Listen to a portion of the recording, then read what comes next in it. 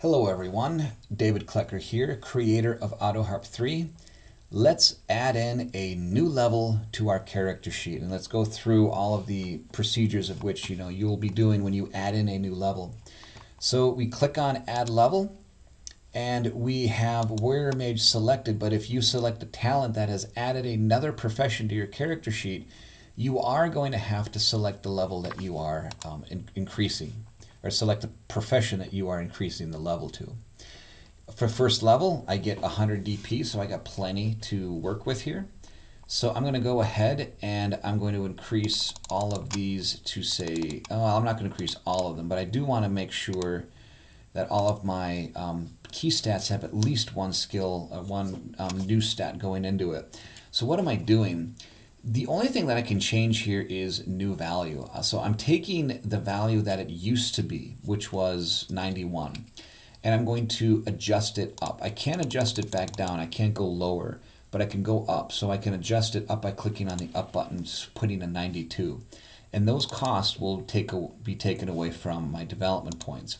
So you can go ahead and just add in what you think that what you want the new level, what you want the new stat value to be when you are ranking up. It'll update your stat bonus, which in turn will update your total bonus. When you have finished with this, we can go ahead and click on Next Screen. We are now showing you all of the talents that you can get. These are all the talents for Harp Fantasy. It gives you the cost, and it even gives you an icon that you can click here that tells you what it does. So if you forgot what Assassin Training does or what Athletic does, you can go through all of these and decide, hey, which one do I want? I do think I want Combat Perception. And as a warrior mage, I'm not quite too sure. A daily item would probably be interesting. Mystically cast spells when he desires once per day. I could, use my sword as a daily item that has a spell associated with it, kind of like a blade turn that could be associated with it in some fashion or another. So I might go ahead and do that, but it's going to be kind of up to the GM, of course, when it comes to what that's going to be all about. But beyond that, again, you can just select any talent you want. There's a lot here, so there's a lot to go through, but it can let you go ahead and make those selections. The only one that is different now, and there's going to be a couple more when we add in other books, is Additional Profession.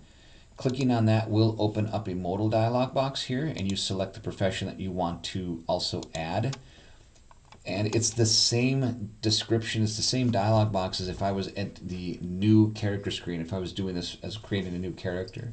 So I just select the abilities, and then I would go ahead and select profession, and then that would get added, that talent would get added, and that profession would get added to my character sheet. And then I would have to select either warrior mage or fighter, depending on what I would like to upgrade.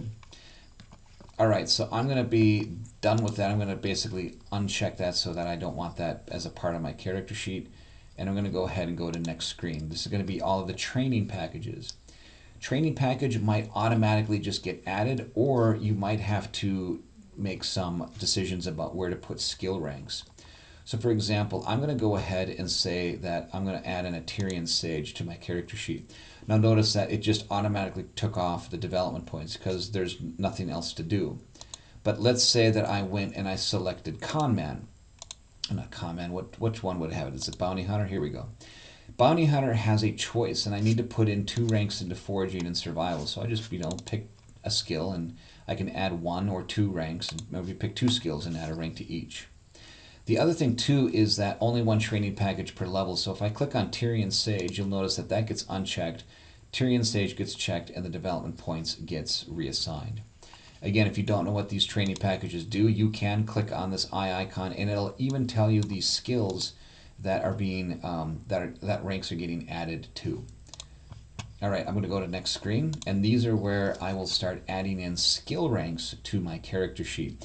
But there's even more that I can do. I can actually even add in skills to this to my character sheet if I want to. I can even add in sub-skills to my character sheet if I want to. I can do that right here. So let's say that there is a sub-skill that I want to add that is not here, and I want to add that so that I can add ranks to it. You can go ahead and do that now. But as you see, I will add ranks this level that will appear here. The total number of ranks appear here, and the total bonus appears here. So if I want to add, let's say, ranks for my combat, I'm going to go to missile, and I'm going to find that skill that has my 5 ranks in it for long blades, and I'm going to add ranks.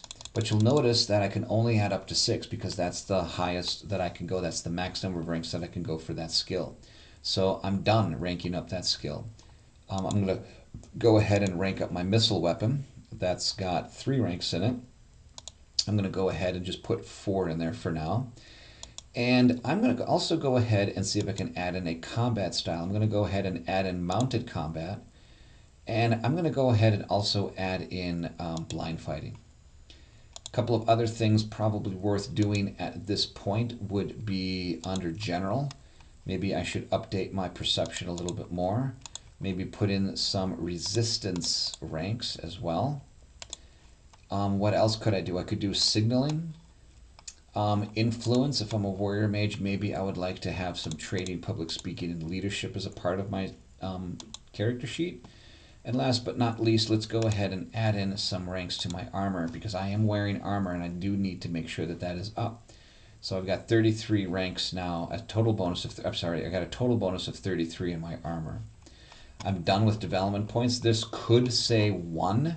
Unfortunately, that means you can't add another rank to any skill. You're going to have to, at this point, you have to simply eat that development point.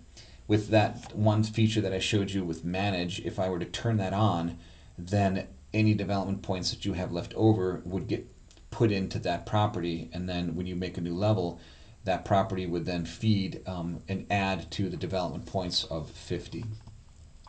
I'm done, so I just click on next screen, and this will add to my character sheet. Warrior Mage is now set to level 1. I am a level 1 character, and if there's anything I need to do for my professional abilities, like at level 1 I give myself a +10, or I give myself a +10. I haven't done this one yet, so I need to give myself a +10 to any combat skill. Well, you know what I'm going to do? I'm going to add +10 to mounted combat. So I'm going to go ahead and add in, that's an other bonus, so that's a +10 there.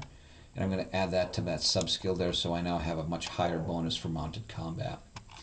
That's it. That's it for adding level. You can just go ahead and continue to keep adding levels to your character sheet until you are exactly where you need to be.